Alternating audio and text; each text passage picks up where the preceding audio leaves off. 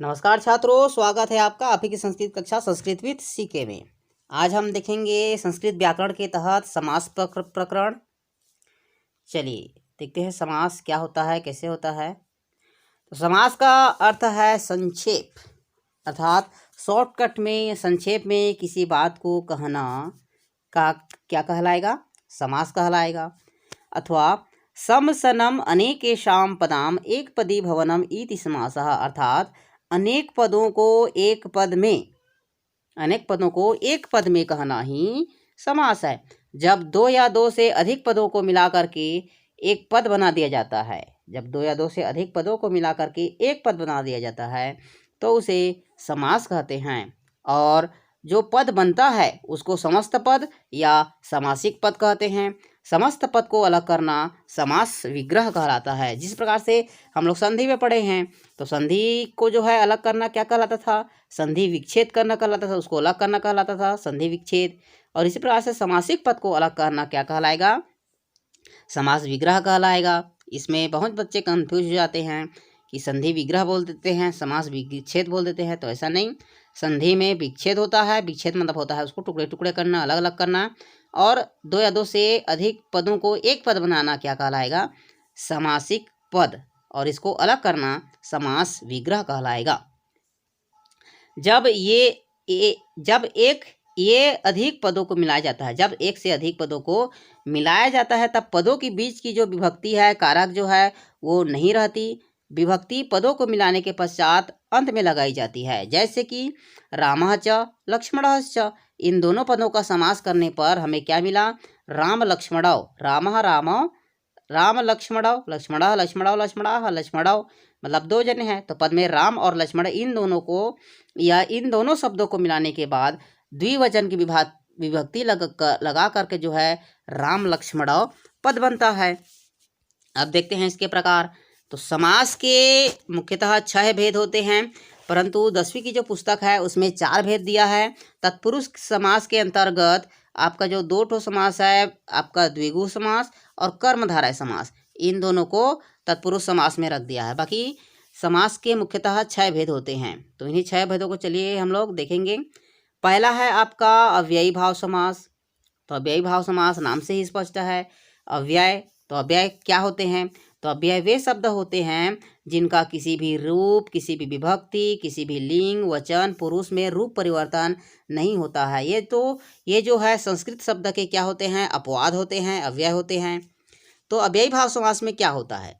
तो जिस समास में पहला पद प्रधान, अब देखो क्या बोला है परिभाषा में, दो या दो से अधिक पद मिल करके। तो जिस समास में पहला पद, दो या दो से अधिक पद, तो पहला पद प्रधान होगा और प्रायः अव्यय होगा। अव्ययी भाव समास क्या?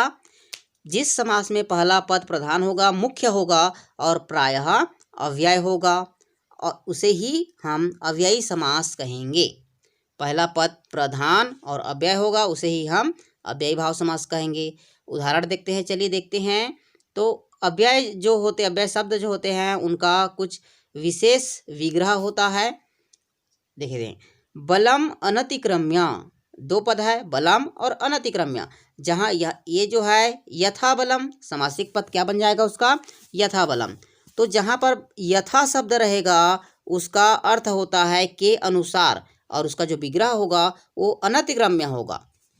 मतलब अव्यय रहेगा क्या? यथा, और यथा के साथ जो संज्ञा शब्द जुड़ा है बलम, ये जो शब्द जुड़ा है बलम, तो यथा और बलम 2 पद है, तो बलम अनतिक्रम्य। अनतिक्रम्य मतलब होता है के अनुसार, अनतिक्रम्य मतलब के अनुसार। तो यथा बलम का बलम अनतिक्रम्य, यथा शक्ति शक्तिम अनतिक्रम्य, यथा भक्ति भक्तिम अनतिक्रम्य, भक्ति के अनुसार। अब अगला उदाहरण है अनुरूपम। तो अनुरूपम का होगा रूपस्य योग्यम, रूप के योग्य, के योग्य, अनु जहाँ पर जुड़ा तो वहाँ पर होगा योग्यम जुड़ेगा। अनु शब्द जब अनु अव्यय जो जुड़ता है, अनु जो अव्यय या अनु क्या है? ये उपसर्ग है। तो ये जब जुड़ेगा तो उसमें क्या होगा?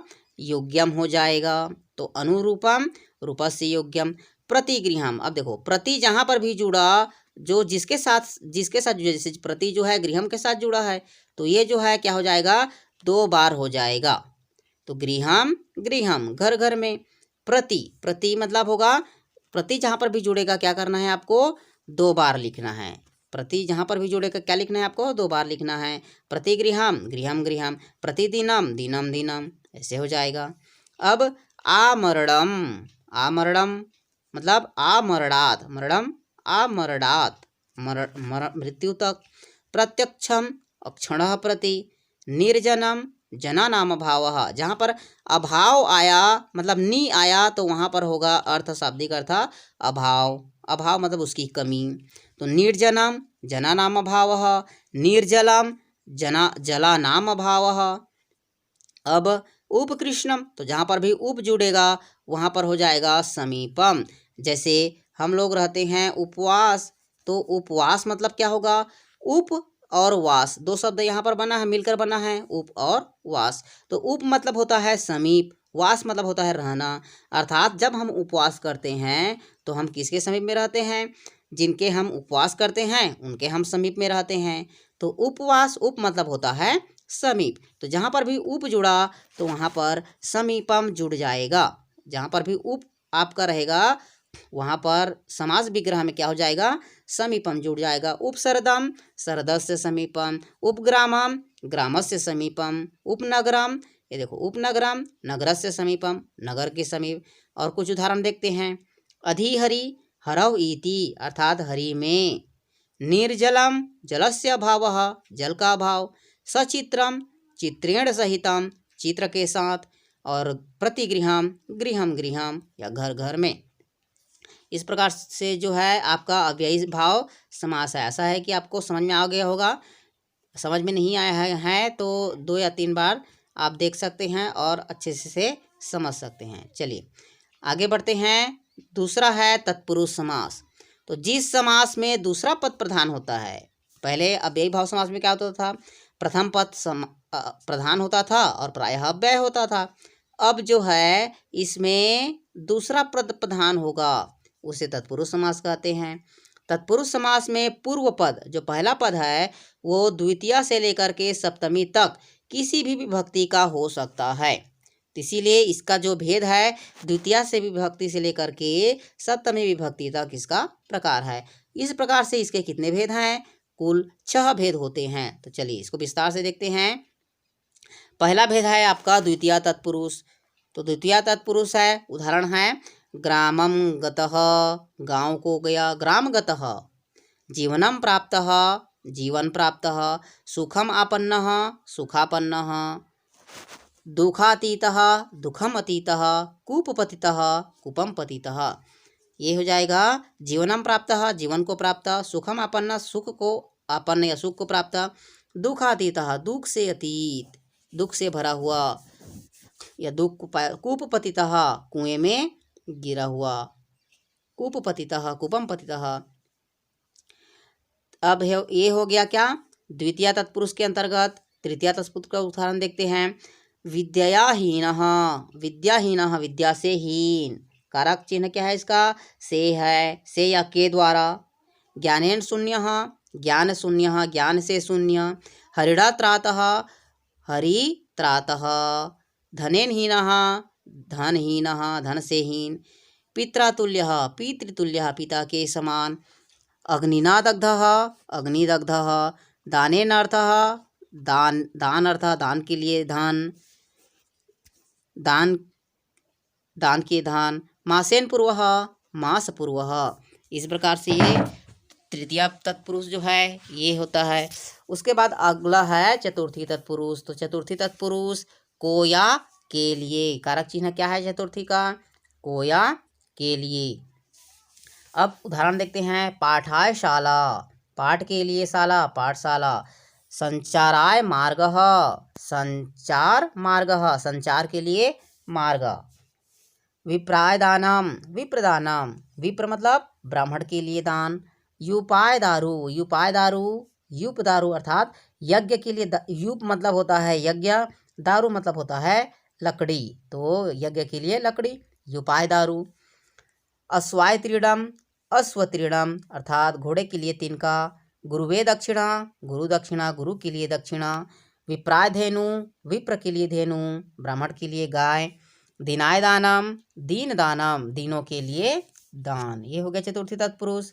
अब देखते हैं चौथा जो प्रकार है पंचमी तत्पुरुष। तो ये हो गया, देखो यहाँ पर थोड़ा उल्टा उल्टा दे दिया है, व्याघ्र भयम व्याघ्रात भयम, से या अलग होने के अर्थ में पंचमी जो है, तो व्याघ्र भयम का व्याघ्रात भयम, रोग मुक्त रोगाद मुक्त, धर्म भ्रष्ट धर्मात् भ्रष्ट, पाप मुक्त पापात् मुक्त। और कुछ उदाहरण देखते हैं, चौराद भयम चौर भयम, चोर से डर, सिंहाद भीति सिंह भीति, सिंह से भय, वृक्षात पतितः वृक्ष पतितः, वृक्ष से गिरा हुआ, राज्ञ भयम राज भयम, राजा से डर। अब आगे है षष्ठी तत्पुरुष। तो षष्ठी तत्पुरुष में क्या, को या के, को का के की रारे री इसमें रहता है।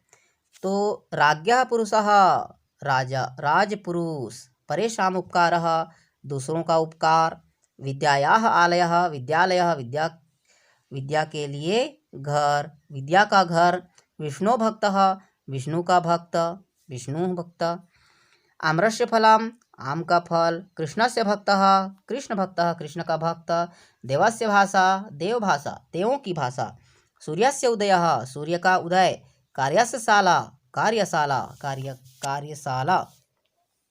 अब है अंतिम सप्तमी तत्पुरुष। तो इसमें क्या होगा, में या पर रहता है। तो वाक् पटुः वाणी में कुशल, वाची पटुः, शास्त्र निपुणः शास्त्रेषु निपुणः, शास्त्र में निपुण, व्यवहारे कुशलः व्यवहारे कुशलः, व्यवहार में कुशल, काव्ये प्रवीणः काव्य प्रवीणः, काव्य में प्रवीण, दाने वीरः दान में वीर, जले मग्नः जल में मग्न, कर्मणि कुशलः कर्म कुशलः, कर्म में कुशल, शास्त्रेषु प्रवीणः शास्त्र प्रवीणः, शास्त्र में प्रवीण। इस प्रकार से आपका जो है ये तत्पुरुष समास का उदाहरण है। आगे है, देखते हैं कुछ अन्य तत्पुरुष समास के अंतर्गत नन्य तत्पुरुष समास होता है। तो ये क्या होता है, तो तत्पुरुष समास का एक भेद नन्य समास है। नहीं अर्थ वाले नन्य का जब, नहीं अर्थ वाले नन्य का जब दूसरे शब्द के साथ समास होता है तो उसे नन्य समास कहते हैं। नन्य के बाद व्यंजन हो तो नन्य का अ हो जाता है, अ शेष रहता है, और नन्य के बाद यदि स्वर हो तो नन्य का अन हो जाता है। यदि व्यंजन रहा तो अ जुड़ेगा, और यदि स्वर रहेगा तो अन जुड़ेगा। तो चलिए उदाहरण देखते हैं, उदाहरण से समझते हैं। न ब्राह्मणः, न ब्राह्मणः जो नहीं के अर्थ में, नहीं के अर्थ में नन्य तत्पुरुष समास का होता है। तो न ब्राह्मणः जो ब्राह्मण नहीं है तो उसको हम क्या बोलेंगे, अब्राह्मणः, अ जुड़ जाएगा। न के बाद क्या है, ब है, तो ब क्या है, व्यंजन है, तो व्यंजन में क्या जुड़ेगा, सिर्फ अ जुड़ेगा। उसके बाद न प्रियः, न प्रियः का अप्रियः जो प्रिय नहीं है। न उपस्थितः, देखो उ जो है यहाँ पर क्या आ गया, स्वर आ गया, तो न के जगह पर अनु जुड़ गया, अन जुड़ गया, तो न उपस्थितः का अनुपस्थितः। न उदारः अनुदारः, न आवश्यकः अनावश्यकः, न स्वस्थः अस्वस्थः, न सिद्धः असिद्धः, न चरम अचरम, न विद्या अविद्या, न अर्थः अनर्थः, न आदरः अनादरः। इसी प्रकार से ये जो है नन्य तत्पुरुष समास नहीं वाले अर्थ में, जब व्यंजन रहेगा तो अ और स्वर रहेगा तो अन जुड़ेगा।